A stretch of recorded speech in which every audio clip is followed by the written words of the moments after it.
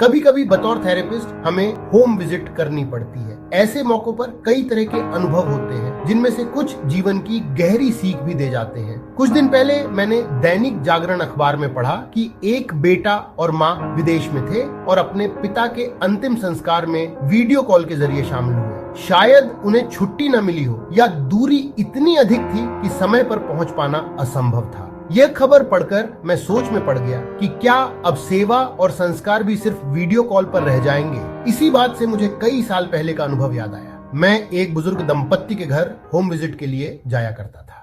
पति महोदय superintendent engineer से रिटायर हुए थे। बहुत ज्ञानवान इंसान थे। अक्सर अपने इंजीनियरिंग अनुभव मेरे साथ बांटते, बड़ी गर्व से बताते थे कि उन्होंने अपने इकलौते बेटे को कैसे गाइड किया, कैसे उसे IIT तक पहुंचाया और फिर वह एक बड़ी मल्टीनेशनल कंपनी में नौकरी करने लगा। बेटा की अच्छी सैलरी और करियर ने उसे अमेरिका में सेटल कर दिया। बेटा रोज वीडियो कॉल करता, माँ बाप से बातें करता, यहाँ तक कि मुझसे भी कहता, आप मेरे माता पिता का अच्छे से ध्यान रखिए। माँ बाप बहुत खुश नजर आते। कहते, देखो हमारा बेटा कितनी दूर रहकर भी हमारी परवाह करता है। बहू भी प्रेम से बातें करती। सब कुछ बाहर से देखने में अच्छा और सुखद लगता था, लेकिन मैं जब भी वहाँ जाता एक सवाल मेरे मन में गूंजता। इतनी उम्र होने पर भी ये बुजुर्ग रोजमर्रा की जरूरतों के लिए खुद ही बाजार जाते। उनका घर पुराना पुश्तैनी मकान था, दूसरी मंजिल पर। सीढ़ियाँ चढ़ने उतरने में उन्हें कठिनाई होती थी। हाँ, कभी कभी कुछ नौकर जैसे लोग आते, मदद कर देते, बदले में पैसे ले जाते।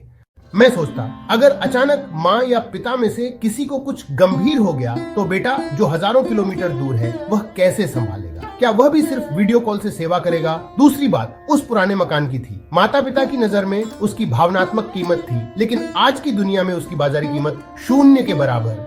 बेटा जिसकी कमाई लाखों में थी, उसे इस मकान या बुजुर्गों की जमा पूंजी की जरूरत नहीं थी। उसकी 6 महीने की सैलरी ही माता पिता की पूरी उम्र की जमा पूंजी से कहीं ज्यादा थी। ये सारे प्रश्न मुझे हमेशा परेशान करते। मुझे नहीं पता आगे उनके साथ क्या हुआ, लेकिन उस अनुभव से मैंने एक सीख ली। मेरा भी एक इकलौता बेटा है। मैंने उसे डॉक्टर बनने के लिए प्रेरित किया। आज वह इसी शहर में अपना क्लिनिक चलाता है और मेरे पास ही रहता है। शायद आप इसे मेरा स्वार्थ कहें या मेरी दूरदर्शिता, लेकिन मैं खुश हूं कि मैंने यह फैसला लिया।